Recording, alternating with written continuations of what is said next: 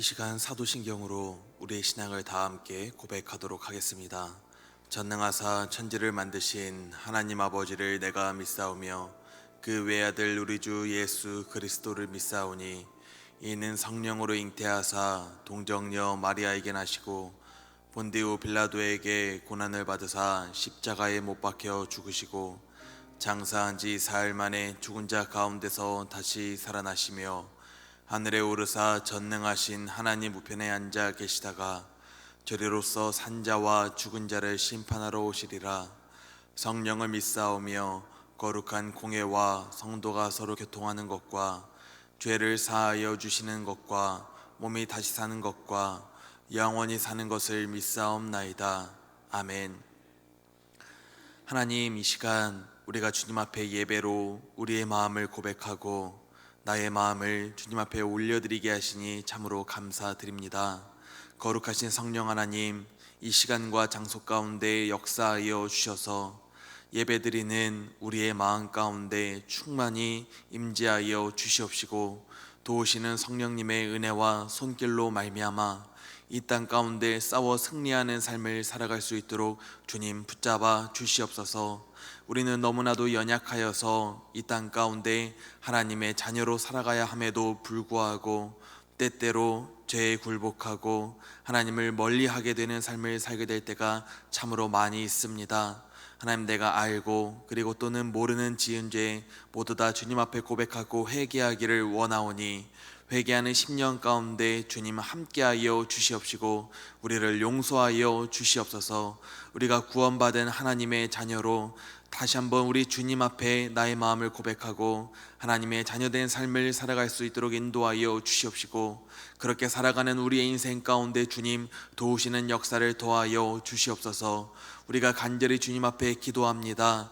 기도하는 우리의 삶의 모든 사건 가운데 우리의 고난과 슬픔 가운데 주님 함께하여 주시옵시고 우리의 몸과 마음 가운데 회복의 역사를 도하여 주시사 주님의 사역을 감당하는 데 있어서 일절 부족함 없게 하여 주시옵시고 모든 영광 주님 앞에 올려드리는 삶을 살아가게 하여 주시옵소서. 주님 앞에 올려드리는 귀한 예물이 있습니다.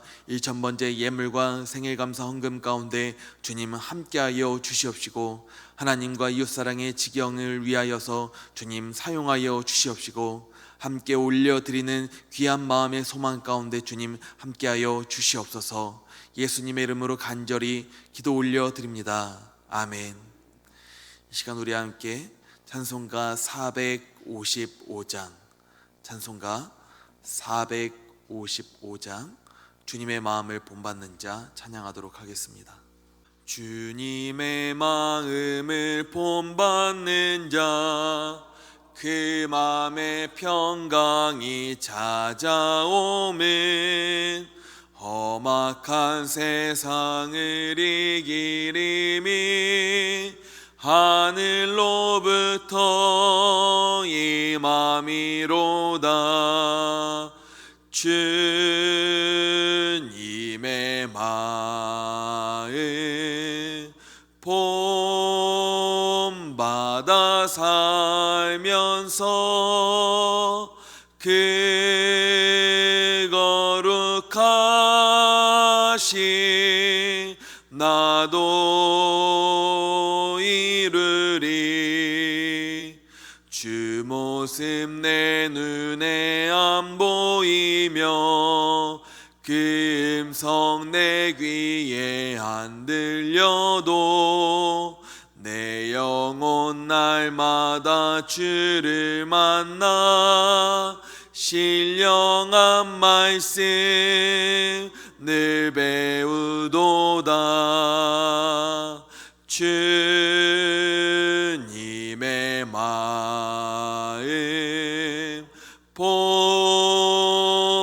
본받아 살면서 그 거룩하신 나도 이루리.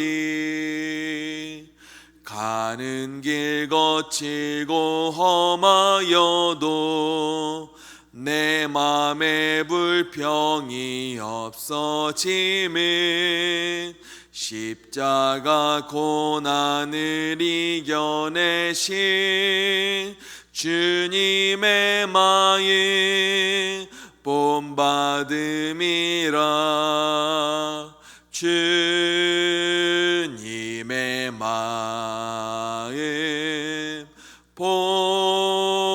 본받아 살면서 그 거룩하신 나도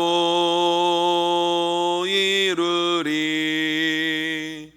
주 예수 세상에 다시 오실 그날엔 무성도 변화하여 주님의 빛나는 그 영상을 다 함께 보며 주 찬양하리. 주님의 마음 본받아 살면서 그 거룩하신 나도 이루. 4절 찬양합니다. 주 예수 세상에 다시 오실 그날엔 무성도 변화하여 주님의 빛나는 그 영상을 다 함께 보며 주 찬양하리. 주님의 마음 본받아 살면서 그 거룩하신 나도 이루리. 아멘. 이 시간 우리에게 주시는 하나님의 말씀은 유다서 1장 5절에서 7절의 말씀입니다. 유다서 1장 5절에서 7절 말씀, 신약성경 396면입니다. 유다서 1장 5절에서 7절의 말씀을 우리 함께 봉독하도록 하겠습니다. 너희가 본래 모든 사실을 알고 있으나 내가 너희로 다시 생각나게 하고자 하노라. 주께서 백성을 애굽에서 구원하여 내시고 후에 믿지 아니하는 자들을 멸하셨으며 또 자기 지위를 지키지 아니하고 자기 처소를 떠난 천사들을 큰 날의 심판까지 영원한 결박으로 흑암에 가두셨으며 소돔과 고모라와 그 이웃 도시들도 그들과 같은 행동으로 음란하며 다른 육체를 따라가다가 영원한 불의 형벌을 받음으로 거울이 되었느니라. 아멘. 굴뚝에서 일하던 두 인부가 작업을 마치고 땅으로 내려왔습니다. 한 사람의 얼굴엔 온통 재가 묻어 있었고 다른 한 사람의 얼굴은 비교적 깨끗했습니다. 그렇다면 질문을 하나 드려보겠습니다. 과연 이 두 사람 중에 누가 먼저 세수하러 갔을까요? 아마 우리가 생각하기에는 당연히 재가 많이 묻은 사람이 갔을 것이라고 생각하게 될 것입니다. 그러나 실은 그렇지 않았습니다. 오히려 재가 덜 묻은 사람이 먼저 씻으러 달려갔다고 합니다. 재가 덜 묻은 사람은 얼굴에 온통 재가 묻어있는 사람을 보고 내 모습도 저렇겠구나 라는 생각이 들었다고 하기 때문입니다. 우리는 흔히 다른 사람을 통하여서 내 모습을 확인하게 되곤 합니다. 초대교회는 당시 최대 이단이었던 영지주의의 영향을 받은 사람들로 인하여서 곤욕을 치르고 있었습니다. 그들은 영은 선하지만 육은 악하다고 하는 영육 이원론을 주장하였습니다. 따라서 내가 육신으로 어떤 행위를 하든지 간에 구원받은 내 선한 영혼에게는 아무런 영향을 미칠 수 없다고 생각했고, 그렇게 생각한 나머지 육신 쾌락주의에 빠져들고 있었습니다. 심지어 하나님의 은혜는 어떤 죄라도 용서하실 수 있으므로 인간은 어떤 죄를 지어도 상관없다고 가르쳤습니다. 오히려 죄가 크면 은혜도 크다면서 경건한 생활보다는 그저 적절히 타협하는 타락한 신앙생활을 일삼았습니다. 그리고 이런 사람들이 교회에 들어와서 가만히 신앙생활을 잘 하고 있었던 성도님들까지도 미혹하고 범죄하게 만들고 있었습니다. 이때 예수님의 동생이었던 유다는 이런 거짓 교사들에게 빠지고 있는 교회들에게 편지를 썼습니다.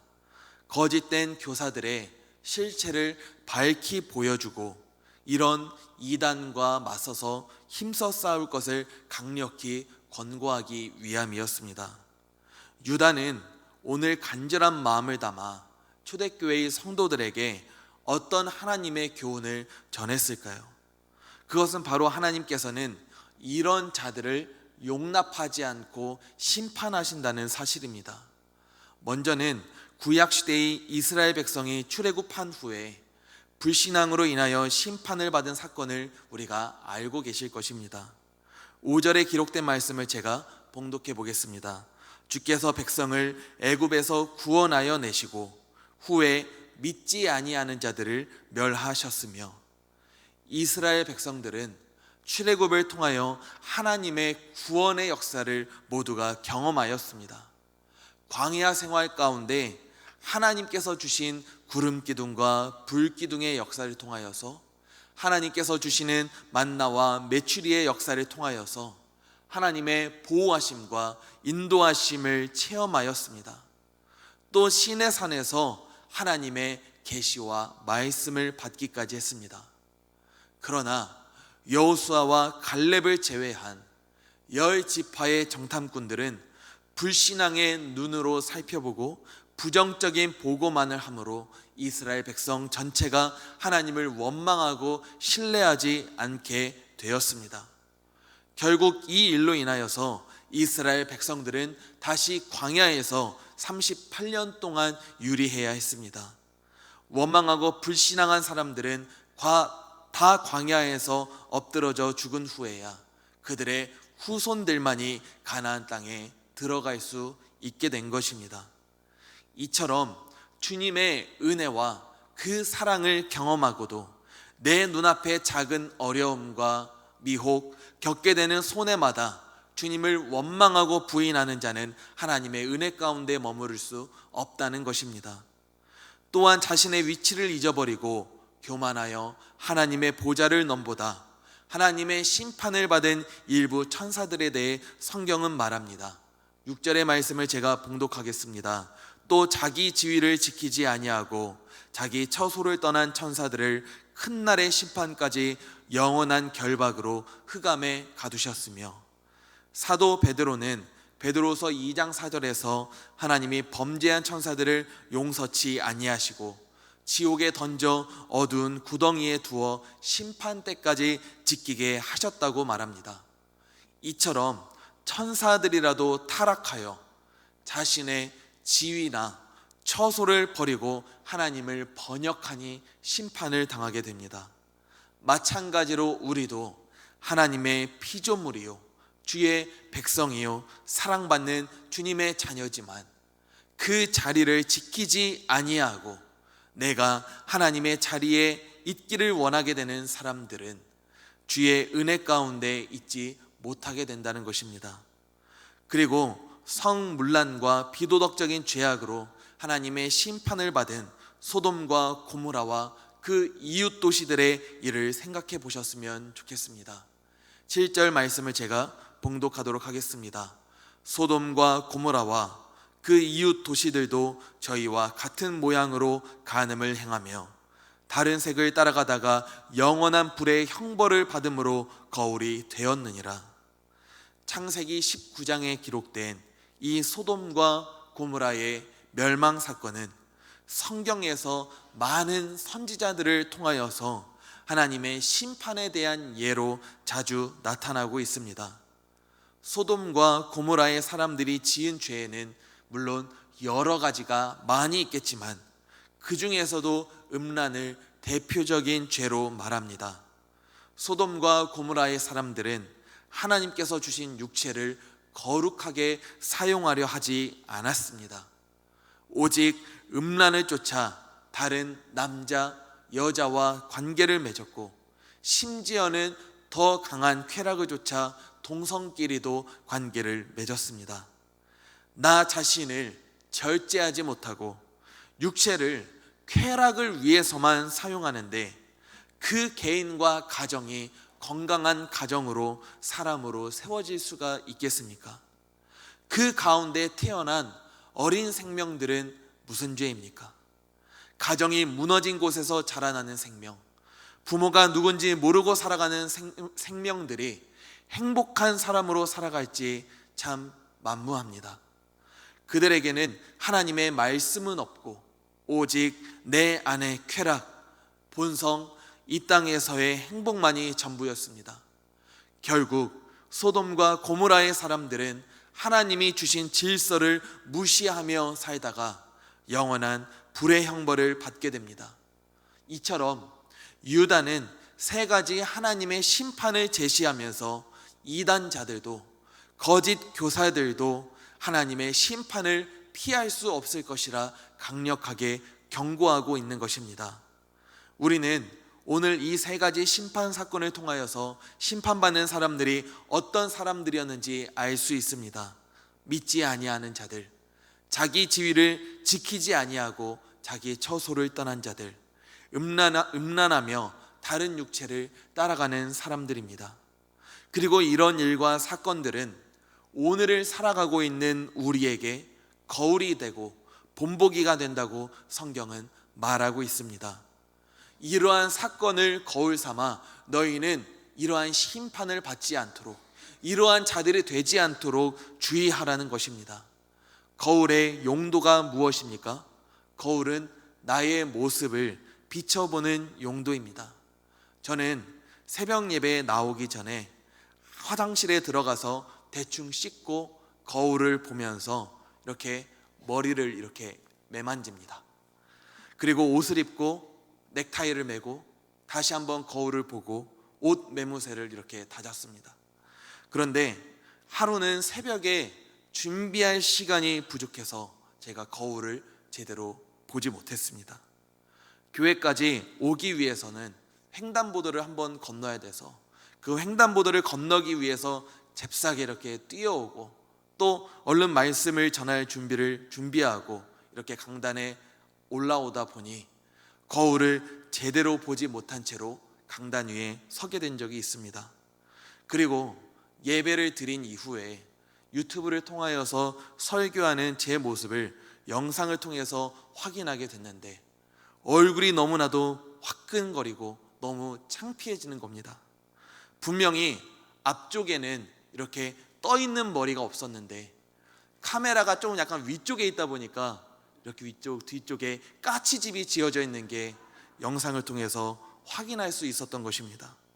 이상하다. 앞에는 분명히 떠있는 머리가 없었는데 여기 뒤에 이렇게 올라간 게 다 보이네.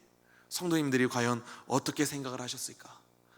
넥타이도 제대로 매어져 있지 않고 방향도 이렇게 약간 좀 비틀어져서 매어져 있었던 적이 있습니다. 너무 창피하고 얼굴이 화끈거렸습니다. 급해도 거울 한 번만 더 보고 올 걸, 이런 생각이 들게 되는 겁니다. 사랑하는 성도님들, 오늘 이 자리에 오시기 전에 다 거울을 보고 오셨죠? 다들 이 새벽에도 불구하고 단정하고 깔끔하고 너무 이쁘고 아름다우신 것을 보니 거울을 보고 오신 것 같습니다. 우리가 거울에 나의 모습을 비춰보지 않으면 자칫 내가 어떤 상태에 있는지 알 수 없게 됩니다. 그렇기 때문에 우리는 때때로는 조그만 손거울을 가지고 이빨에 고춧가루가 끼어져 있지는 않은지, 화장이 잘못 어긋나 있지는 않은지, 넥타이가 제대로 매어져 있고 옷 매무새가 잘 갖춰져 있는지, 머리는 정돈이 손질이 되어 있는지 자주 확인하게 되는 것입니다. 우리 영혼의 모습도 마찬가지입니다. 내 영혼을 거울에 비춰보며 살지 않으면 내가 어떤 상태에 있는지 우리는 알 수 없게 됩니다. 그렇다면 내 영혼이 어떠한지, 내가 하나님 앞에서 잘못 살고 있는 것은 아닌지 나 자신을 돌아볼 수 있게 만드는 거울의 역할을 해줄 수 있는 것은 무엇입니까? 바로 성경에 기록된 말씀이 내 영혼의 거울의 역할을 해줄 수 있는 것입니다. 하나님의 말씀은 교훈과 책망과 바르게 함과 의로 교육하기에 유익합니다. 우리가 하나님의 말씀을 보며 성경에 기록된 사건들과 인물들의 모습을 볼 때마다 그들을 본받아 우리는 교훈을 얻기도 하게 되고, 때때로는 반면교사 삼아 때때로 교훈을 얻고 책망을 받기도 합니다. 오늘 본문 말씀은 성경의 이러한 일들이 우리에게 거울이 되고 본보기가 되었다고 기록합니다. 제가 거울을 보지 못하고 급하게 움직이다가 부끄러운 경험을 하게 된 것처럼 우리는 너무 바쁘다고 하면서, 나와 맞지 않는다라고 하면서 하나님을 멀리하고 내 모습을 성경에 기록된 하나님의 말씀에 비춰보지 않는다면 내 영혼의 상태는 잘 정돈되어 있는 줄 알았는데 때때로 엉망이 되어 있을지 모릅니다. 나는 제대로 가고 있는 줄 알았는데 때때로 우리가 잘못된 길로 가고 있을지 모릅니다.